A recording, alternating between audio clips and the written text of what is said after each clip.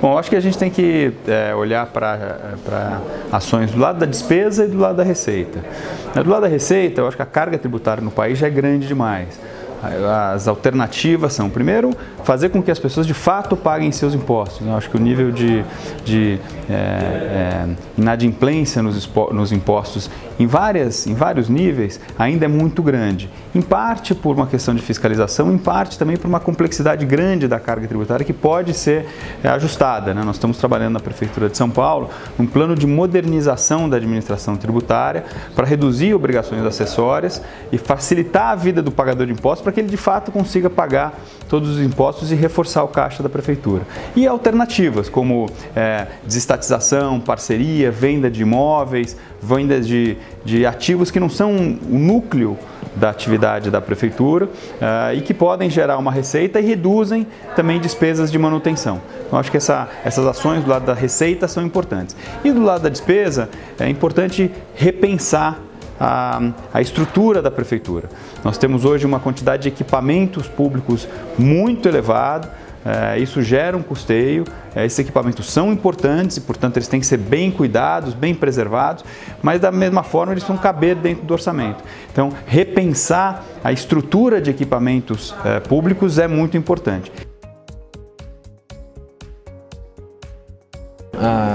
No nosso momento atual, né, existe uma séria restrição fiscal, né, fiscal e orçamentária relacionada à incapacidade dos gestores, né, de realizar todas as despesas essenciais sem efetivamente sacrificar alguma parte do seu orçamento. Esse período de crise econômica, ele efetivamente traz uma imposição de restrição que faz com que a essência da cooperação, do federalismo acabe transparecendo e efetivamente a gente tem a necessidade de rediscutir questões tão relevantes como o Pacto Federativo.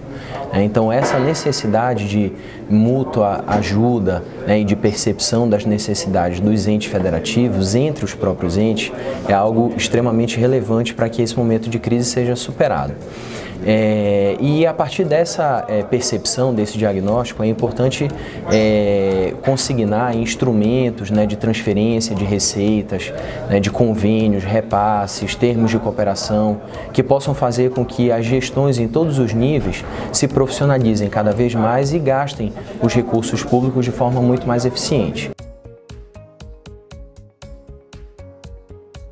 Para inovar na área pública é importante fazer uma reestruturação organizacional, reduzindo níveis hierárquicos, simplificando a estrutura, unindo áreas. Com isso você reduz custos, você otimiza a estrutura organizacional e torna a instituição, o órgão, mais horizontal, seguindo as tendências mundiais das organizações com melhores desempenho.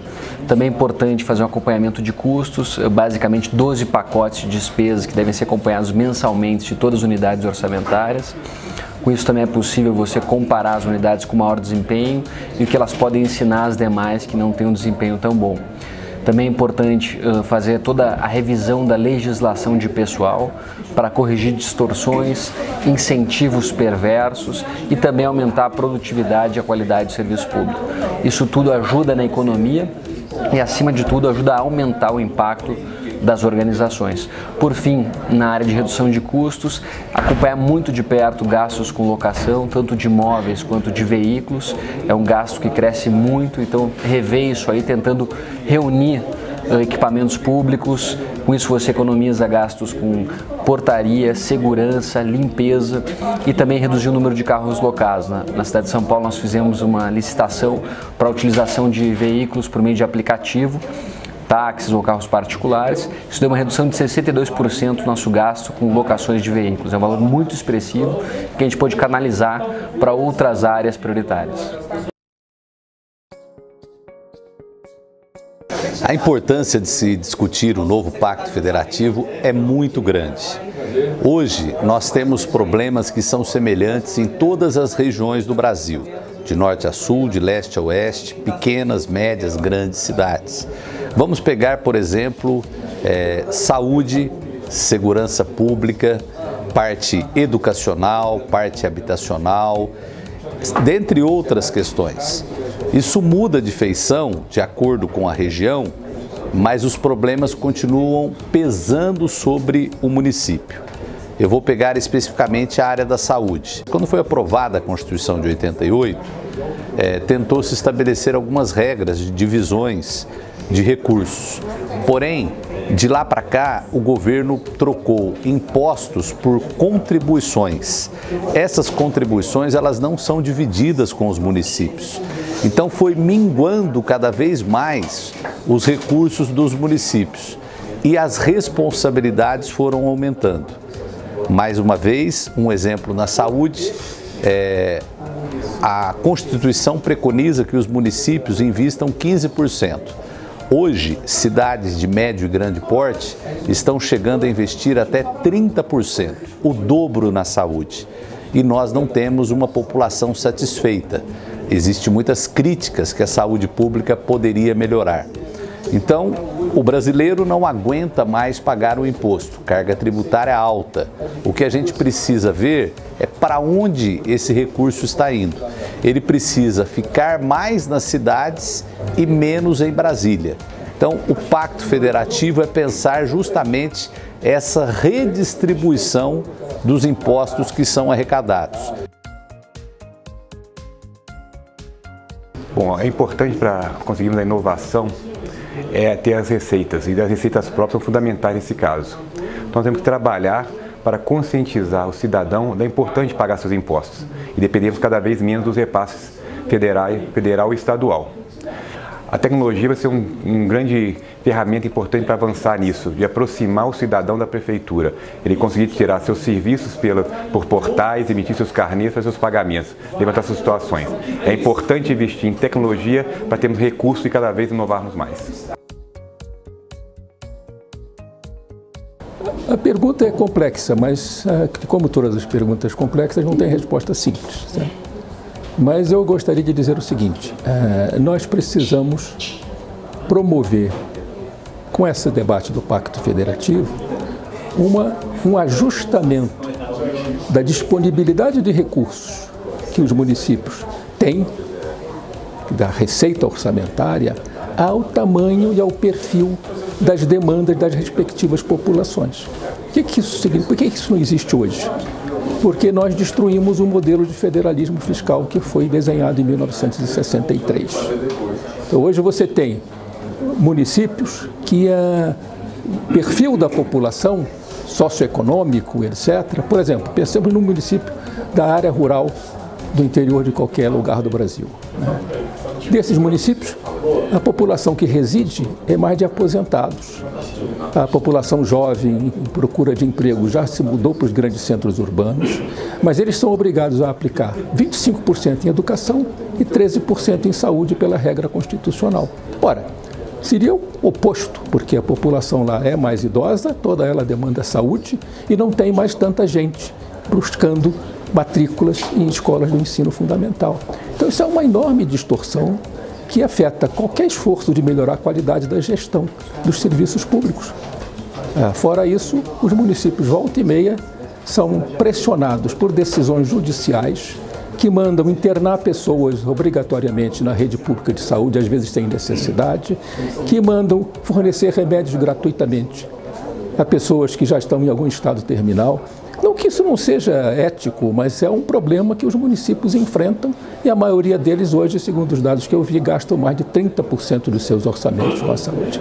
Então, a questão que está em pauta é como é que nós vamos devolver aos municípios autonomia para decidir sobre os seus orçamentos. Sem isso, é muito difícil falar em melhoria da qualidade da gestão pública.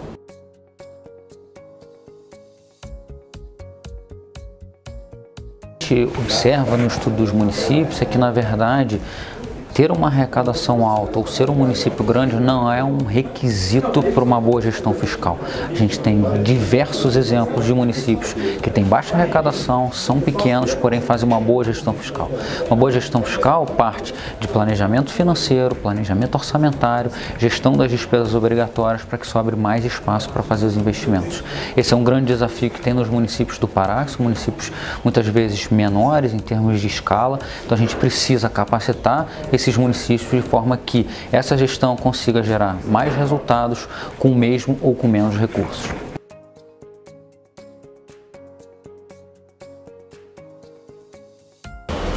Niterói está estruturando um fundo de estabilização das receitas. O objetivo é guardar parcela daquilo que recebemos como participação especial dos royalties do petróleo numa poupança que fique no município por muitos anos, para que a população possa, daqui a 10, 15 anos, quando o ciclo da pujança, do aumento significativo das receitas de royalties começar a declinar, garantir então a prestação dos serviços públicos e a continuidade da gestão sem grandes choques. É uma política pública anticíclica, ou seja, estamos num momento de liquidez, bastante receita, vamos poupar para que no momento que essas receitas comecem a declinar, nós continuemos a prestar serviços públicos que garantam o bem-estar da população. Não há outro caminho do ponto de vista de expandir, sobretudo, serviços públicos e investimentos, e estamos falando nas capitais, senão através do aumento da atividade econômica. O aumento da atividade econômica é uma forma sadia de gerar mais empregos e mais arrecadação. Fora disso, aperfeiçoar a máquina fiscal, esse é um ponto extremamente importante, e modernizar a gestão no sentido de poder realizar mais naquelas atividades que são básicas, sem que isso signifique necessariamente aumento de custos. Aliás, essa é uma tarefa complicada, difícil, porque infelizmente nem sempre as melhores soluções são completamente aceitas, sobretudo pelos órgãos de controle e muitas vezes muito apegados a algumas situações que impedem a modernização em muitas áreas desses setores.